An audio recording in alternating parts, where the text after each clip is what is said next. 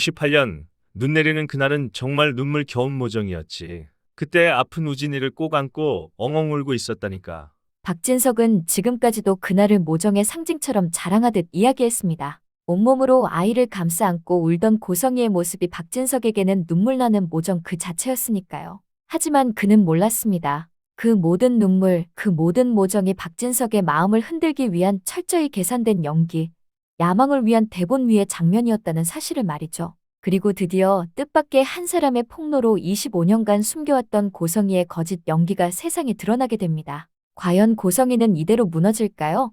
회장님, 지금 고성이가 용진병원으로 향합니다. 이제 시작할까요? 수화기 너머로 짧은 숨소리 그리고 낮고 묵직한 목소리가 들려왔습니다. 그래, 이제 때가 됐지. AP그룹 김동수 회장의 목소리였습니다. 그 두 사람이 어쩌다 이렇게 함께 움직이게 된 걸까요? 무엇이 이 둘을 같은 목적 아래 묶어놓은 걸까요? 한편 친엄마를 찾은 사실을 숨긴 지은호에게 섭섭함을 꾹꾹 눌러 담아왔던 정순이 마침내 그 감정이 폭발하고 맙니다. 하지만 그게 끝이 아니었습니다. 순이의 입에서 흘러나온 단 한마디, 그 한마디가 1998년 눈 내리던 그날 밤 봉인돼 있던 진실의 문을 열고 맙니다. 도대체 그날 무슨 일이 있었던 걸까요? 같은 시각 이지영 역시 진실에 점점 가까워지고 있었습니다. 아트스페이스 작업하던 클라이언트요? 가온재단 이사장이잖아요. 고성희 이사장님이요. 차철민의 입에서 튀어나온 뜻밖의 이름, 그 순간 공기가 싸늘하게 식었습니다. 철민의 눈빛은 마치 이제 때가 됐다는 신호처럼 모든 걸 이미 알고 있다는 듯 깊었죠. 그때 이지혁의 머릿속을 스친 한 장면, 설마 그 여자가 지은호의 친엄마라고? 그때 느꼈던 불길한 예감이 이제 하나둘 퍼즐처럼 맞춰지기 시작합니다. 이제부터 25년 동안 감춰졌던 모든 진실이 드러납니다. 구독과 좋아요로 힘을 실어주세요. 지금 시작됩니다. 적합이라고? 휴대폰 화면에 떠오른 단 한 줄의 문자, 지은호는 심장이 쿵하고 내려앉았죠. 그리고 망설임 끝에 휴대폰을 들어 고성희에게 전화를 걸었습니다. 이사장님, 저 적합 판정 결과 나왔어요. 그 말이 끝나기가 무섭게 수화기 너머로 들려온 고성희의 목소리는 놀람과 흥분이 뒤섞인 채 떨리고 있었습니다. 고성희는 숨을 고르더니 서둘러 말했습니다. 은호야, 지금 엄마가 집 앞으로 갈게. 잠깐 나올 수 있지? 전화를 끊자마자 고성희는 입가에 미묘한 웃음을 띄었습니다. 그리고 낮은 목소리로 혼잣말을 내뱉었죠. 드디어 내 계획대로 흘러가는군. 오랫동안 기다린 기회에 고성희는 드디어 손에 잡혔다고 느꼈습니다. 은호 집 앞에 한 걸음에 도착한 고성희, 지은호는 그녀가 원하는 대답을 해줄까요? 이사장님, 간이식 말인데요. 필요하면 제가 할게요. 그 말에 고성희의 눈가가 번쩍이더니 곧바로 눈물이 맺혔습니다. 은호야, 정말 그래주겠니? 아휴, 어떡해. 딸을 찾자마자 이런 부탁을 하게 돼서 내가 너무 미안해서 그러지. 근데 네 양엄마가 아시면 많이 놀라실 텐데. 말끝을 떨구며 시선을 피한 고성희의 그 눈빛엔 안도와 계산이 섞인 이상한 빛이 스쳤습니다. 지은호는 그저 순진했죠. 그건 차차 생각해봐야죠. 하지만 그 대답이 바로 덫의 문을 여는 열쇠가 될 줄은 몰랐습니다. 고성희는 기다렸다는 듯 조심스레 말을 꺼냈습니다. 은호야, 수술 전후로 회복 기간이 한 3주쯤 될 거야. 그래, 그게 좋겠다. 인테리어 단기 연수 간다고 하면 어때? 양엄마께도 자연스럽게 설명이 될 거야. 아니면 내가 인사라도 드릴까? 부드럽고 다정한 말투였지만 그 속에는 철저한 계산이 숨어 있었습니다. 모든 상황을 통제하려는 여자의 완벽한 계획. 하지만 아무리 치밀한 계획이라도 운명 앞에선 예상치 못한 균열이 생기기 마련입니다. 그녀의 지난 25년 거짓 위에 쌓아 올린 성이 지금 이 순간부터 서서히 흔들리기 시작한다면요? 그리고 바로 그 균열의 시작이 지금부터 드러나려 하고 있습니다. 바로 그때 집 앞 골목을 지나던 정순이와 지강호가 그 모습을 우연히 목격합니다. 엄마, 저기 은호 누나 아니야? 지강호가 반갑게 손을 흔들려고 했지만 그 순간 정순이는 놀란 얼굴로 강호의 팔을 확 잡아챘습니다. 강호야, 엄마가 깜빡했다. 우리 마트 가서 두부 좀 사오자. 급히 발길을 돌리며 속으로 이를 악물었죠. 지은호 이 나쁜 기집애, 이젠 집 앞에서까지 친엄마를 만나? 나한텐 엄마 찾았다는 말 아직까지 안 해주면서 참아왔던 서운함이 한꺼번에 북받쳐 오릅니다. 하지만 이 질투와 오해의 순간이 결국 20년 묵은 진실을 터뜨리는 도화선이 됩니다. 앞으로 정순이의 입에서 터져나올 그 한마디. 그건 모든 걸 뒤집을 최대 반전의 시작이었습니다. 정순이가 묵혀둔 그날의 비밀을 이제 슬슬 꺼내려 하고 있었습니다. 한편 이지혁은 회의실에 앉아 있었지만 도무지 일이 눈에 들어오지 않았습니다. 머릿속엔 온통 지은호 생각뿐이었죠. 지은호 간이식 적합 판정 나오면 어떻게 하지? 진짜로 간이식을 해주는 거 아니야? 걱정이 마음 한켠을 파고들자 결국 이지혁은 친엄마 고성희에 대해 조사해봐야겠다고 다짐했죠. 수정아, 그때 지은호가 맡았던 아트스페이스 클라이언트에 대해 알고 있는 거 있니? 오수정은 순간 멈칫했습니다. 그리고는 어색하게 웃으며 말했죠. 글쎄요, 대표님. 워낙 프로젝트가 많아서 기억이 잘 안 나네요. 목소리엔 살짝 떨림이 묻어났습니다. 그때 옆에서 조용히 듣고 있던 차철민이 귀에 씌운 헤드셋을 내려놓으며 말했습니다. 아트 스페이스 클라이언트요? 그거 가온재 단건이잖아요. 이 사장님이 고성희 씨로 알고 있는데요. 순간 이지혁의 눈빛이 굳어졌습니다. 가온재단, 고성이, 익숙한 이름, 그리고 묘하게 불길한 예감이 스쳤습니다. 이지혁은 고개를 들어 차철민을 바라봤습니다. 차철민은 마치 모든 걸 알고 있다는 듯 미소 지으며 조용히 말을 이었습니다. 대표님, 가온재단 정리해둔 자료 메일로 보내드렸어요. 마침 필요하실 것 같아서요. 이지혁은 잠시 멈춰 화면을 바라봤습니다. 언제나 그가 필요할 때 한 발 앞서서 나타나 모든 걸 준비해주는 남자. 철민 씨는 늘 내 속을 다 읽고 있는 것 같단 말이야. 이지혁은 그렇게 중얼거리며 고마운 미소를 지었습니다. 하지만 이지혁은 몰랐습니다. 차철민이 왜 그토록 자신을 지켜보며 언제나 곁에서 모든 걸 도와주는지 말이죠. 그 이유는 아직 아무도 모릅니다. 차철민의 행동엔 분명 깊은 사연이 숨어 있지만 그 진심은 아직 드러날 때가 아니었습니다. 한편 지은호는 고성희와 헤어진 뒤 조용히 집으로 돌아왔습니다. 머릿속이 복잡했습니다. 내가 간이식을 하겠다고 한 게 맞는 걸까? 말은 그렇게 했지만 마음이 점점 무거워졌습니다. 한 번도 본 적 없는 친오빠를 위해 자신의 몸을 내어주겠다는 결심. 그 착한 마음이 오히려 더 큰 두려움이 되어 돌아왔죠. 그때 현관문이 열렸습니다. 정순이와 지강호가 장을 보고 돌아온 것이었습니다. 강호가 장바구니를 내려놓으며 묻습니다. 은호 누나, 아까 집 앞에 누구야? 지은호는 놀라서 고개를 들었지만 정순이는 황급히 냉장고에 장본 걸 넣는 척하며 대화를 피했습니다. 그냥 아는 분이 잠깐 할 말이 있으셔서. 지은호는 얼버무렸습니다. 하지만 그 순간 부엌에서 이 대화를 듣던 정순이의 손이 멈췄습니다. 잠시 숨을 고르더니 그녀는 참다 못해 돌아섰습니다. 지은노, 이 나쁜 기집애. 목소리는 떨렸지만 그 안엔 울음이 섞여 있었습니다. 버린 엄마를 찾아갈 만큼 그렇게 우리한테서 마음이 멀어졌단 말이야? 너 언제부터였어? 언제까지 나한테 꽁꽁 숨길 생각이었니? 너 혼자 그렇게 마음의 준비를 하고 있으면 이 엄마는 도대체 어떻게 하라고? 그동안 꾹꾹 눌러 담았던 감정이 터져나왔습니다. 엄마는 은호가 내 전부였단 말이야. 그런데 너는 언제부터 나를 반쯤 놓고 있었던 거니? 순이의 마지막 말은 그 어떤 비명보다 깊게 방안을 울렸습니다. 하지만 그때 버린 엄마라는 말에 지은호는 그대로 굳어버렸습니다. 버리다니 그게 무슨 말이에요? 엄마, 아무것도 모른다면서 뭐 하는 게 있었어요? 정순이는 조용히 입을 열었습니다. 은호야, 넌 아무 정보도 없이 그냥 보육원 문 앞에 버려져 있었어. 이름도, 생일도, 부모 이름도 하나도 몰랐단 말이야. 내가 똑똑히 기억해. 그날을 내가 어떻게 잊겠니? 순이의 목소리는 떨렸습니다. 그런데 어떻게 찾게 된 거야? 아니, DNA 등록이라도 한 거니? 그동안 널 키운 엄마한테 한마디 말도 없이 언제까지 숨길 생각이었어? 지은호는 고개를 떨궜습니다. 엄마, 속이려던 건 아니었어요. 그냥 아직 어떻게 말해야 할지 마음의 준비가 안 됐던 거예요. 미안해요. 그리고 조용히 말을 이었습니다. 그런데 친엄마가 절 버린 게 아니라 잃어버린 거래요. 정순이는 기가 찬 듯 허탈하게 웃었습니다. 잃어버린 거라니? 그 말, 친엄마가 그렇게 했니? 그녀의 눈엔 믿기 힘든 표정이 번졌습니다. 그동안 쌓였던 눈물이 한꺼번에 터져나올 듯 눈가가 붉게 흔들렸습니다. 왜 이토록 정순이는 지은호를 친자식보다 더 소중히 여기며 살아왔던 것일까요? 그 답은 1998년 에델 보육원에서의 그날로 거슬러 올라갑니다. 하얀 눈이 내리던 그날, 에덴 보육원의 낡은 대문 앞, 한 아이가 담요에 쌓인 채 조용히 누워 있었습니다. 20년간 닫혀있던 그날의 진실이 드디어 드러납니다. 한 아이는 권력에 이용당하고 한 아이는 사랑 없이 버려진 채 운명이 갈라진 1998년의 그 겨울. 도대체 그날 무슨 일이 있었던 걸까요? 정순이는 한때 모두가 부러워하던 삶을 살았습니다. 능력 있는 남편을 만나 온실 속 화초처럼 곱게 사랑받으며 살았죠. 늘 미소를 잃지 않았고 남편의 손길 아래서 부족한 것 하나 없이 지냈습니다. 하지만 세월이 지나도 아이는 오지 않았습니다. 병원에서는 이상 없다는 말뿐이었지만 결국 남편 쪽이 아닌 순이의 문제였습니다. 그 사실을 알게 된 날, 순이는 세상이 무너지는 듯 했습니다. 밤이면 혼자 울었습니다.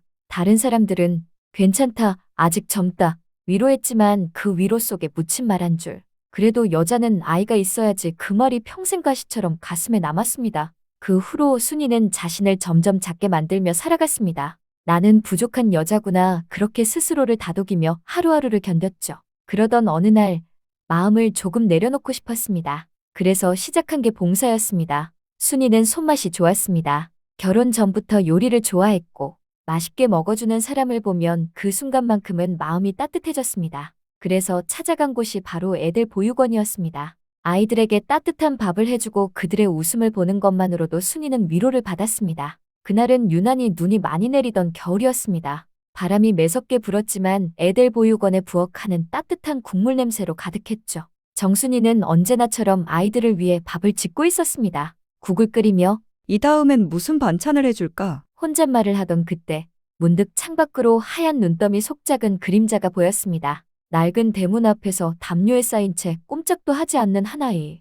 바로 지은호였습니다. 순이는 놀라서 달려나갔습니다. 세상에, 이 어린 걸. 아이는 기력이 하나도 없었습니다. 얼굴은 하얗게 질렸고 작은 손은 차갑게 얼어 있었습니다. 순이는 서둘러 아이를 품에 안았습니다. 그 품 안은 금세 눈과 눈물로 젖어들었습니다. 괜찮아. 이제 괜찮아. 순이는 떨리는 손으로 아이의 등을 토닥이며 조심스레 보육원 안으로 들어왔습니다. 부엌에 불을 조금 더 올리고 밥과 국을 손수 떠서 그 조그만 입에 가져다 댔습니다. 한 입만 먹어보자. 그래야 힘이 나지. 아이는 힘없이 눈을 깜빡이며 국 한 술을 삼켰습니다. 그 순간 순이의 눈가가 번졌습니다. 그 작은 움직임 하나에 마치 세상이 다 멈춘 듯했죠. 그녀는 느꼈습니다. 이 아이는 나를 만나려고 태어난 게 아닐까? 그날 이후 정순이는 매일 그 아이 곁을 지켰습니다. 잠이 들면 이불을 덮어주고 아침이면 가장 먼저 밥을 떠주며 하루하루 사랑을 배워갔습니다. 그녀는 그렇게 느꼈습니다.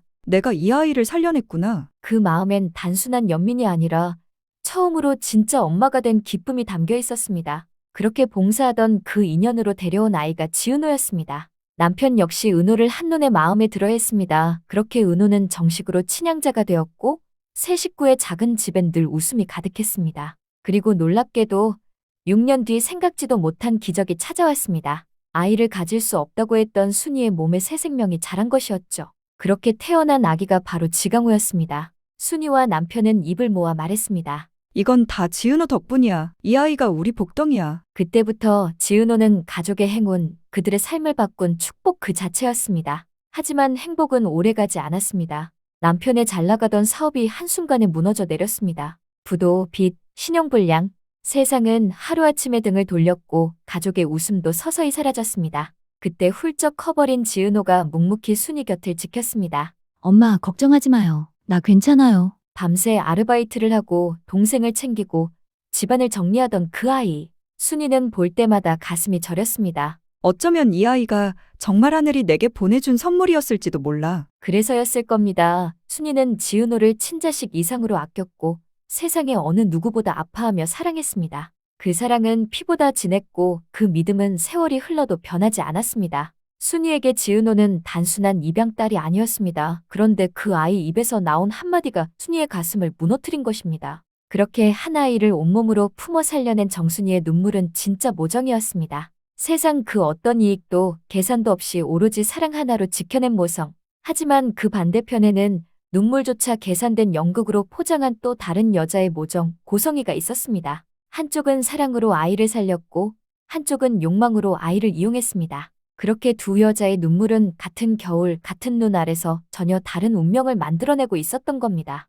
하얀 눈이 내리던 1998년의 겨울, 그날 세상은 고요했지만 고성이 마음은 폭풍 같았습니다. 바로 자신이 세운 디데이의 날이었죠. 고성이는 자신이 계획한 대로 품에 안고 있던 한유라, 즉 지은호를 보육원 문 앞에 버렸습니다. 고성이는 뒤돌아보지 않았습니다. 눈밭 위 작은 발자국이 자신의 죄처럼 찍히는 걸 알면서도 한 걸음 한 걸음 냉정하게 걸어나갔습니다. 그녀는 이미 다른 계획을 세워두고 있었습니다. 한 아이를 버리며 얻은 빈 품을 또 다른 아이로 채우려는 치밀한 야망. 그 품에는 열이 펄펄 끓는 한우진이 안겨 있었습니다. 고성이는 아이의 이마를 쓸어내리며 속삭였습니다. 우진아, 조금만 참아라. 이 지긋지긋한 가난에서 벗어날 길을 이것밖에 없어. 곧 엄마가 모든 걸 너에게 안겨줄게. 고성희의 목소리엔 극악스러운 욕망이 서려 있었습니다. 고성희의 눈은 이미 오래전부터 철저하게 계산하고 있었습니다. 박진석의 퇴근 시간, 그의 차가 지날 길목까지 고성희는 계산해 두고 있었습니다. 눈이 가장 많이 쌓이는 시각, 가장 조용한 도로, 그리고 사람의 마음이 가장 약해지는 시간. 눈 오는 날에 연민이 불러올 결과까지 고성희는 이미 예측하고 있었죠. 그리고 마침내 모든 것이 그녀의 계획대로 흘러갔습니다. 눈보라 속, 작은 아이를 품에 안고 발을 동동 구르는 한 여인. 아이가 너무 아파요.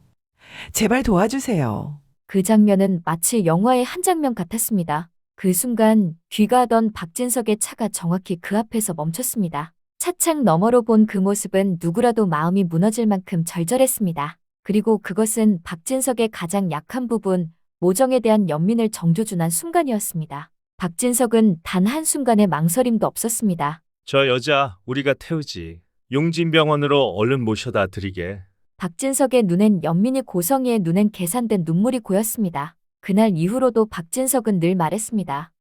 1998년 눈 내리는 그날은 정말 눈물겨운 모정이었지. 박진석은 지금까지도 그날의 기억을 모정의 상징처럼 자랑하듯 이야기했습니다. 그날의 눈물 한 방울 한 방울은 진심이 아닌 야망의 시나리오였습니다. 고성희는 그 눈물로 박진석의 마음을 얻었고 그 마음을 발판으로 세상 위로 올라섰습니다. 하지만 그날의 모든 장면을 단 한 사람만은 잊지 않았습니다. 품에 안겨있던 그 아픈 아이, 눈발 속에서 모든 것을 보고 들었던 한우진. 그는 그날의 냉기, 고성희의 차가운 눈빛, 그리고 모든 걸 너에게 안겨줄게 라는 그 목소리까지도 또렷이 기억하고 있었습니다. 세월이 흘러도 그 기억은 지워지지 않았습니다. 아무도 모르게 조용히 타오르고 있었죠. 눈에 보이지 않는 불씨처럼 언제든 세상을 태워버릴 듯이. 그리고 만약 그날의 진실을 끝까지 기억하는 단 한 사람이 그 모든 거짓을 세상 앞에 폭로하게 된다면요? 그 순간 숨겨왔던 고성희의 두 얼굴은 모든 사람 앞에 드러나게 될 것입니다. 그리고 고성희가 쌓아올린 인생의 판은 단 한 줄의 진실로 무너져 내리게 될 겁니다. 그날의 아이는 이제 복수를 품은 증인으로 세상 앞으로 걸어나오고 있었습니다. 한편 지은호가 간이식을 하겠다고 말하던 바로 그날 밤, 고성희는 집으로 돌아왔습니다. 그녀의 표정은 평소보다 차분했지만 눈빛은 어딘가 서두르고 있었습니다. 당장이라도 한우진에게 달려가야 했거든요. 이제 다 됐어. 모든 게 내가 짜놓은 대로 흘러가고 있어. 고성희는 와인 한 병을 꺼냈습니다. 오늘만큼은 박진석을 잠재워야 했습니다. 조용히, 아무 의심 없이. 진석 씨, 오늘은 그냥 우리 둘만 한 잔 어때요? 고성희는 잔을 채우며 눈을 맞췄고 박진석은 아무 의심 없이 수면제가 섞인 그 잔을 받아들었습니다. 시간이 흐르고 진석의 고개가 천천히 테이블 위로 떨어졌습니다. 그 순간 고성희는 조용히 코트를 집어들었습니다. 그녀의 목적지는 오직 하나, 한우진이 머물고 있는 양평 별장이었죠. 고성희는 깊게 숨을 고르며 낮게 중얼거렸습니다. 우진아, 이제 다 끝이야. 이제 모든 게 내 뜻대로 흘러가고 있어. 도로 위에는 그녀의 차 한 대뿐 모든 게 완벽했습니다. 적어도 고성희는 그렇게 믿고 있었죠. 하지만 고성희는 미처 몰랐습니다. 자신의 차 안, 운전석 아래에 작은 GPS 추적기가 달려 있었다는 사실을 말이죠. 그리고 그 신호를 조용히 누군가가 실시간으로 추적하고 있었다는 것을 말이죠. 단 한 줄기의 불빛 아래 누군가가 숨죽인 채 핸드폰 화면을 응시하고 있었습니다. 지도 위에서 깜빡이는 붉은 점 하나, 그 점이 움직일 때마다 한 사람의 눈빛이 서늘하게 흔들렸습니다. 역시 예상을 빗나가지 않는군, 고성희. 이제 당신 도가내 든 쥐야. 낮게 깔린 목소리, 그 목소리의 주인공은 바로 이지혁이었습니다. 그날 밤 고성희를 뒤쫓는 대상이 누구였는지 아무도 몰랐습니다. 하지만 이지혁은 이미 모든 퍼즐을 맞추고 있었죠. 양평으로 향한 고성희의 차는 단순한 하룻밤의 이동 경로가 아니었습니다. 그건 곧 세상에 드러날 그녀의 두 얼굴, 그리고 모든 거짓이 무너지는 폭로의 서막이었습니다. 그 시각 양평 별장 이지혁의 렌즈는 모든 걸 담고 있었습니다. 하얀 조명 아래 아픈 한우진을 돌보며 엄마의 얼굴을 짓는 고성희, 그리고 다시 차를 몰고 용진병원으로 향하는 새벽의 움직임까지, 그 모든 순간이 카메라 속에 고스란히 남았습니다. 잠시 후 어둠 속에서 울리는 한 통의 전화. 회장님, 지금 고성희가 용진병원으로 향합니다. 이제 시작할까요? 수화기 너머로 짧은 숨소리, 그리고 낮고 묵직한 목소리가 들려왔습니다. 그래, 이제 때가 됐지. 그 목소리의 주인공은 AP그룹 김동수 회장이었습니다. 전화를 끄는 이지혁은 잠시 창밖을 바라봤습니다. 그리고 핸드폰을 들어 한 파일을 눌렀습니다. 영상 전송 중 박진석 회장님. 화면에는 눈 내리던 1998년의 재현처럼 고성이가 한우진을 품고 거짓 눈물을 흘리던 장면과 방금 찍힌 그녀의 두 얼굴이 함께 담겨 있었습니다. 과연 박진석은 그토록 사랑하고 믿어왔던 여자의 진실 앞에서 무엇을 택하게 될까요? 진짜 모정의 의미가 이제부터 시작됩니다. 다음 이야기를 절대 놓치지 마세요. 오늘 이야기는 여기까지입니다. 영상이 마음에 드셨다면 좋아요, 구독과 알림 설정도 부탁드립니다. 여러분의 작은 응원 하나가 다음 이야기를 만드는 큰 힘이 됩니다. 오늘도 함께 해주셔서 진심으로 고맙습니다.